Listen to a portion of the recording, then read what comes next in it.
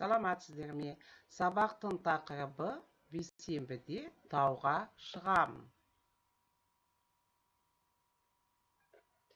Бүгін балалар, біз сіздермен нешінші деген сұрақпен танысамыз. Бүгін нешесі? Какое сегодня число? Бүгін аптаның нешінші күні? Какой день недели? Ауа райы қандай? Какая сегодня погода? Жаңа сөздер. Есте сақта. Апта, неделя. Бүгін, сегодня. Дүйсенбі, понедельник. Сейсенбі, вторник. Сәрсенбі, среда. Бейсенбі, четверг. Жұма, пятница. Сенбі, суббота.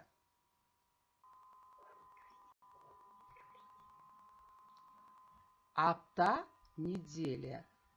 Bir аптада 7 күн бар. Аптаның бірінші күні дүйсенбі. Дүйсенбі күні сен не істейсің? Дүйсенбі күні мен бассейнге барамын. Сейсенбі күні сен не істейсің? Сейсенбіде досыма барамын. Сәрсенбі күні сен не істейсің? Сәрсенбіде мультфильм көремін. Бейсенбі күні сен не істейсің? Бейсенбіде тауға шығамын. Жұма күні сен не істейсің? Жұмада кеме құрастырамын. Сенбі күні не істейсің? Сенбіде саябаққа барамын. Ал жексенбі күні сен не істейсің? Жексенбіде достарыммен ойнаймын.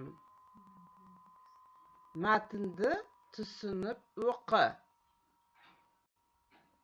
Кестені пайдаланып, сөйлемді дұрыс құрастыр.